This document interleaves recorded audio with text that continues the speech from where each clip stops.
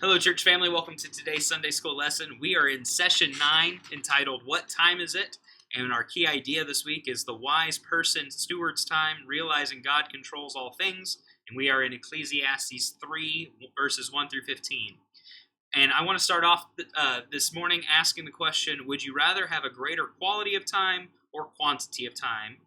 And I think for me, I would rather have a lot of good quality time. I want to make the most of the time that I have with grace, with my family, with my friends, with my church family. I want to make the most of the time I have.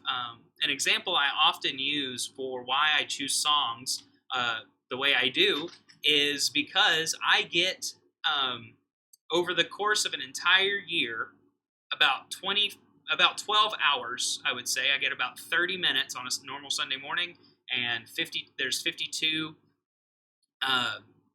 Sundays in a year, so about 26 hours, really, of the year I get to teach through our music, and I want to make the most of that time that I have. I don't want to waste it by singing songs that A, aren't going to help us, or B, are going to confuse us, or C, are just fun for fun's sake. I want to sing songs that have good biblical truths to them, that are easy to sing, that are fun to sing, and that when we sing them together, they edify not only us, but they glorify the Lord. And so I don't want to waste time by singing songs that don't do those things.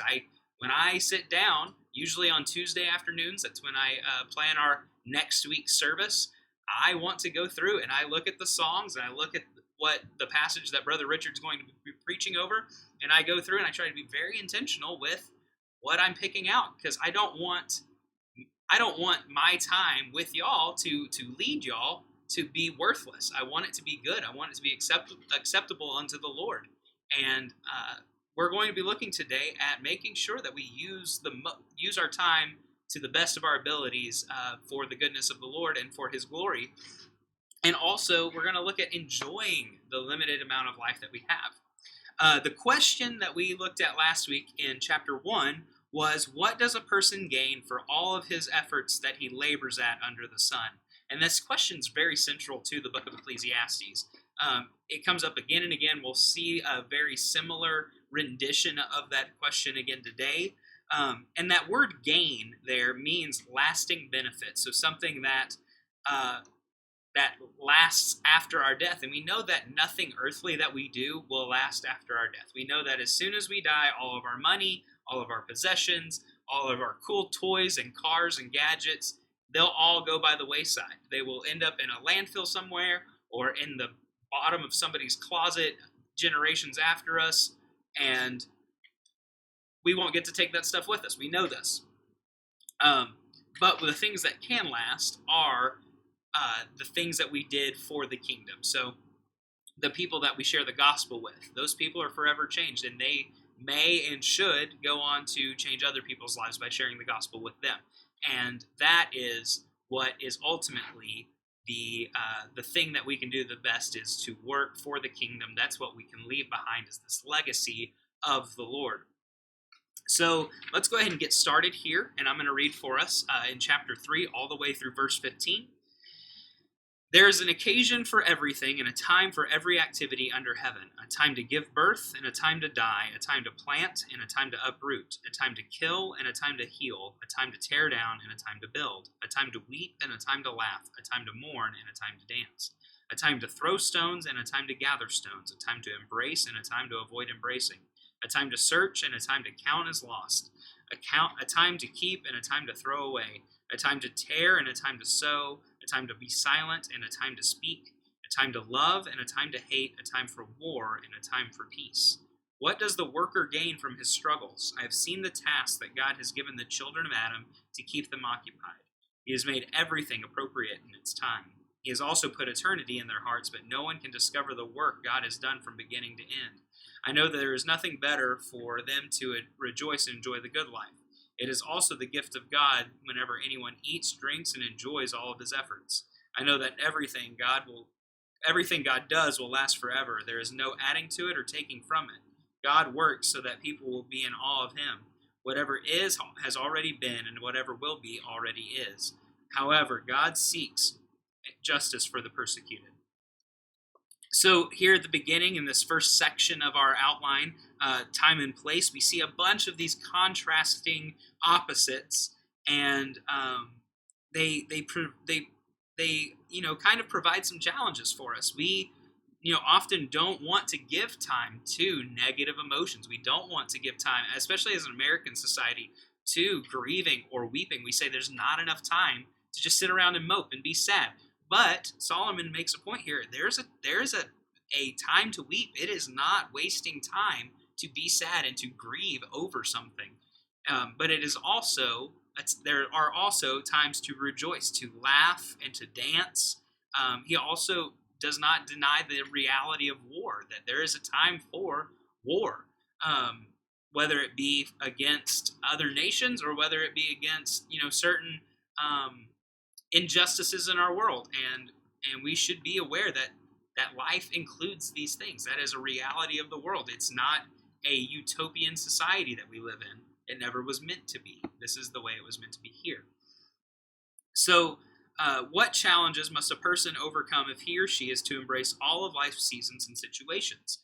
Well, first off, we have to understand that while God gave us the life that we have, we live in a broken society. We live in a sinful society, in a broken world, a fallen world, and it's not perfect, and it is not going to be the way we want it all the time. We can't just have one period of time that lasts forever. Our life is going to hold all of these things that Solomon is talking about here. And I think that's important because, if something bad happens, you need to have time to cry, and God gives us that time to cry about it. If something good happens, we need to have time to rejoice. We need to have time to plant and sow and to lay down roots. But also there's time where you have to move and you have to uproot yourself. A time to love and a time to hate. There's a lot of times people say, you can't be angry at someone for forever. And while that's true, it doesn't mean you can't be angry at somebody for a little while. It's not wrong or sinful to be mad at somebody who has wronged you. Is it bad to hold that grudge and to carry on that grudge? Of course it is. But there's a time for all of it. And that is what Solomon is saying here. So how should recognizing that there are complementary seasons of opportunity that open and close in our lives impact how one lives? And I think the impact should be that we embrace every season that we're in, that we don't mope or bemoan the Lord about the season that we're in. Job, we saw, obviously was not pleased with where his life went, and yes, he beseeched the Lord to bring him out of it. But at the end of the day, he still gave glory to the Lord because the Lord gives and the Lord takes away, and everything happens in His time. There were times previously in my life where I did not like where I was, and I prayed for the Lord to take me out of it. But I still had to live in the reality that was my life at that time. I had to make it through it and make the best of it. It's not that God was able to instantly reach in and pull me out of that thing. I had to go through those seasons, and recognizing that we have to go through these seasons will help us to glorify the Lord through them and to make the most of them while we are in those places. So let's go ahead and read verses 9 through 13, and this is the real point of this whole section that we're reading today, and it's entitled Enjoy Life. What does the worker gain from his struggles? There's that key question that we talked about again. I have seen the task that God has given the children of Adam to keep them occupied, which is just the work of our life. He has made everything appropriate in its time. He has also put eternity into their hearts, but no one can discover the work God has done from beginning to end. I know that there is nothing better for them than to rejoice and to enjoy the good life. It is also the gift of God whenever anyone eats, drinks, and enjoys all of his efforts. So here we see that God gives us time to enjoy all of these things that we have. And when we look at this and we see that we can enjoy life, it's important to ask the question about our mortality. How does having a healthy sense of one's mortality help one to be a faithful steward of one's time? Well, it means that we are going to should do the most that we can with the time that we're given, to not waste it by idly existing, by just going through the motions. We need to be intentional. And we need to work to please the Lord and to enjoy the life that he gives us. Everything that we have is from the Lord, whether we have a lot or have little. And we need to be thankful for what we have instead of looking at what people post on Facebook and going, I wish I had these things. I wish I had this really nice boat and this really nice truck and all of these really nice things that people have. What we need to be doing is saying, God, thank you for what I have, and I'm going to use what you give me to bring glory and honor to your name and to enjoy my life because you gave it to me. So what are some practical ways of seeing good in the work and investments of time we make in life? So we know that God has given us this time. He has given it to us. It is also it says in verse 11 that he has made everything appropriate time. He has also put eternity into their hearts, into our hearts. That's why, we talked about this before, for centuries and millennia, mankind has looked for an answer to what happens when we die. Because God has put eternity in our hearts. And that means that we are searching for something that outlives us and is bigger than us. And we want to go on forever. We want this ability to continue to go on with our lives, to not be stuck and live on earth, and for life to just end, and for it all to be for naught. And the only way we can do that is by being good stewards of our time and making sure that when we are enjoying our lives, that we are enjoying it in a way that is God-fearing and God-honoring.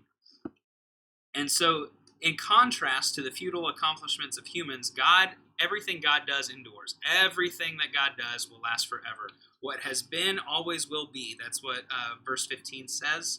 And we'll see here in a second that God works so that people will be in awe of him. Let's look at that. This last two verses here are entitled God Works. I know that everything God does will last forever. There's no adding to it or taking away from it.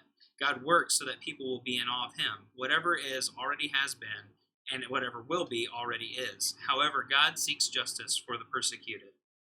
So the fear of the Lord is a deep-seated reverence and awe for God that causes men to want to please him at all costs, and it involves wonder, submission, worship, and love, and admiration inspired his authority. And we know that fear of the Lord is also that awe that verse 14 talks about. To be in awe of him is to be fearing of the Lord. So how does recognizing that God is at work in time granted and situations faced give a person hope and comfort? It should give us hope and comfort that we're not alone, that we know that God has ordained this time before us, that if you are following the Lord, if you are living for the Lord, you cannot be outside of the will of God. You cannot be outside of his plan. You may be living in contrast to his will by doing something that he frowns upon, absolutely. But you are never outside of his will, because everything that happens for a reason. And he has ordained it and predestined it. And long before we were ever born, God knows exactly what we are going to do before we do it, but still gives us the option to choose to do that thing or not. And that is the great mystery of life and salvation. Is, how can we be? How can God be all knowing and know everything, and we still have full responsibility and freedom and free will? And I'm not prepared to answer that question today.